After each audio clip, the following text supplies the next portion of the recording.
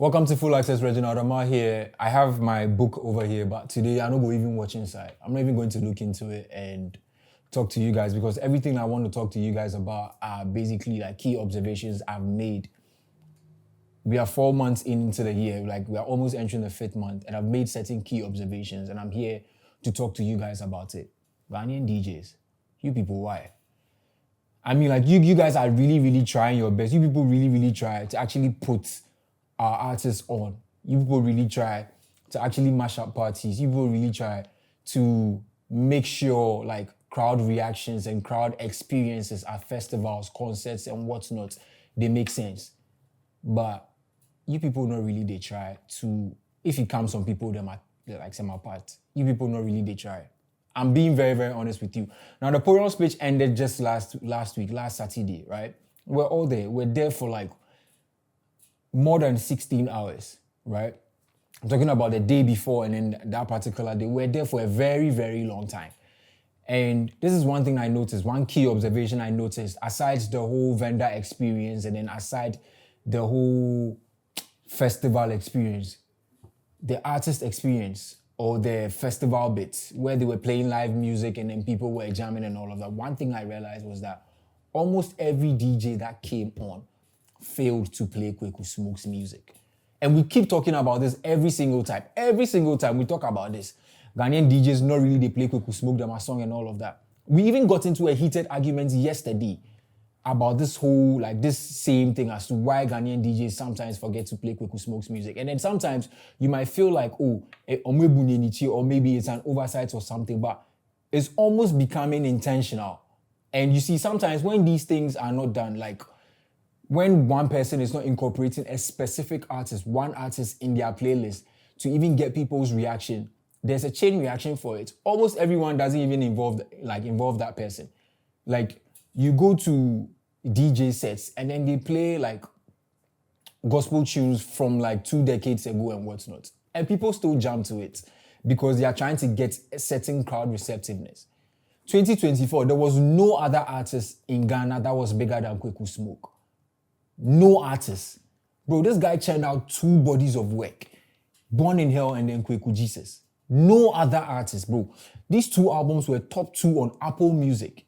Not top 3, top 2. He dropped them within a span of like, let's say 6 months. He dropped one and then like he dropped the other one a couple of months way later.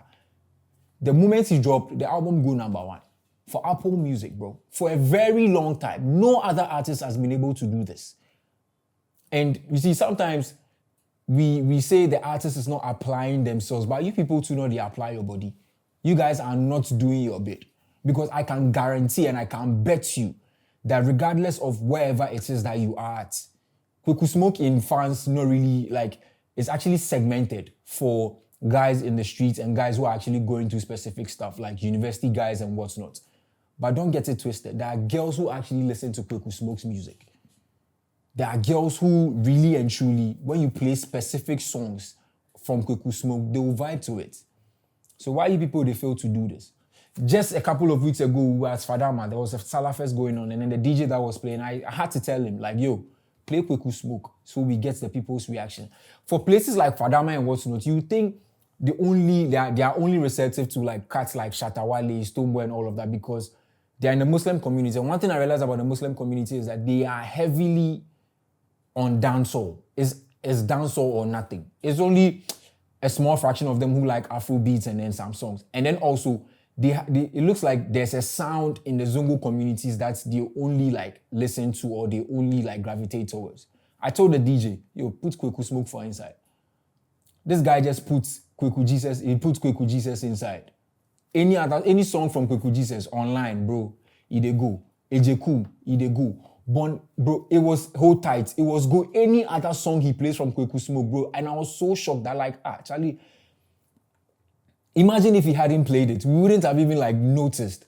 And imagine if he had played, like, imagine if a DJ at Porial Speech played Kweku Smoke. Imagine if Phantom or Wallpaper played Kweku Smoke. Just imagine that. Just imagine. Just imagine like you being at an event and it's a whole set of Kweku Smoke's music. Just like how we do for other people, how we do for the Kendrick Lamars, how we do for the Black Sheriffs, how we do for the Kiddies, how we do for the Kwame Eugenes, how we do for the Kim Promises and all of that. Imagine a DJ is coming on the set and the DJ is just playing, like, the DJ has actually taken the time and has actually done mixes of Kweku Smoke's songs. Just imagine how crazy that would be. Bro, this guy had like 2 albums charting last year. Apple Music, like number 1 and number 2, they were his albums. And to top it all, he gave you guys a festival. That wasn't even a concert. I call it the Revival Festival, bro. The Revival, his maiden edition, bro. Look at the numbers he pulled up. Bro, this guy was pulling up, well, not Poriel's pitch numbers, but this guy's numbers were very, very crazy. The whole December, no other person do concerts where he passed Kweku Smoke in concerts. 18th December, bro, it's a day to remember. 18th December 2024, it's a day to remember for every music head, every music industry person who attended the Kweku Smoke events, bro. It's just not enough. Just because these people are quiet and these people don't really apply themselves like media and all of that doesn't mean that, Charlie, we go rub them off. It doesn't mean that, bro. Like sometimes they even pass. I'm sitting in public transport and all of that, bro. I know they even hear the guy for radio top safe. I know that sometimes these things they are transactional, but bro, come on, let's be very, very serious here. Let's be very, very serious. It's becoming too much. It's really becoming too much. And I'm forced to think that you people know they like the guy in matter. Not only the DJs who actually play at festival, the DJs where they play for radio stations and all of that too.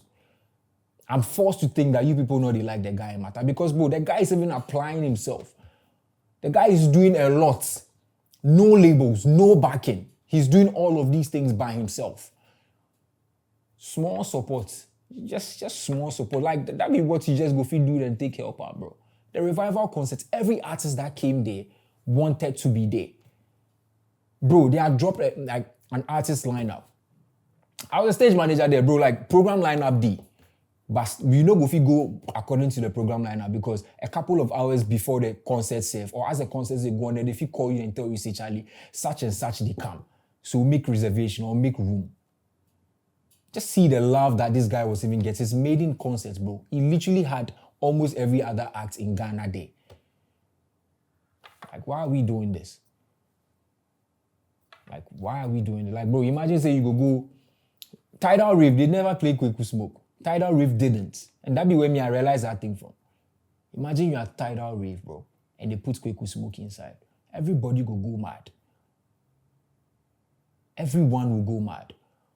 You see, it's hard time we actually sit down to address these things. In as much as they say it's the responsibility of the artists and all of that, sometimes the DJs are also responsible for some of these things. Sometimes presenters are also responsible for some of these things. Just sometimes. You know, they pay me because, bro, the guy is actually doing a lot. TGMA, Artist of the guy is actually one of the contenders, bro. Forget all the back chats, the people they do for the media top and all of that. The guy is actually one of the contenders. And it's just because he's all about the craft. They loud down. So you are not even seeing him as that. But really and truly, if we are actually going by the year under review and what the guy has been able to do, the numbers he's been able to pull and all of that by himself. No handouts, bro. The guy is actually worthy of being there. Most of the categories, the guy is worthy of being there. He deserves to be there. You people for stop these things. Let me even move this from the whole DJ's base, bro. Before even stop this thing. We see that someone is forcing. We see that someone is actually pulling their weight. Why not help the person? Why not make sure that this particular person's music reaches wherever it's supposed to reach? Why don't you see it as your core responsibility to also contribute? Why don't you contribute your quota to this artist's growth? So that tomorrow you can even sit somewhere and be yeah, make we. But rather, you just go GI because some way. Why can't we be different, bro? We go festivals, we go hear probably the same songs over and over. Have you actually asked yourself, make a play Kweku Smoke there and see what's up? And I bet you, any festival you go, if you slack, you play Kweku Smoke, you might even, you go feel bad for the next songs you go play. Because the energy go be crazy for that side. Bro, we did Kweku Jesus, bro. Like, performances started after a certain time. Kweku Smoke came, I think, a little before 1 a.m. People were actually like chatting was and all of that. They're like, why are you doing a concert and then you've come late and all of that? The moment this guy stepped on stage and he spoke into the mic, everyone forgot that he came on stage at 1 a.m. Everyone forgot. Do you see the numbers this guy is pulling like at his shows and all of that? Or you guys feel like the guy is not worthy of getting DJ spins and radio spins and all of that? This is not a paid, this is not paid. Like, everything here is not paid, bro. Like, it just, they pay me. Say, like, we actually know they put one of our foot down to actually call out some of you guys, some of these, like, industry stakeholders. You guys have a big responsibility, bro. You guys really have a big responsibility, bro. To get your album charting on Apple Music #1 and #2 is not easy, bro. It really isn't. You people for fix up, Charlie.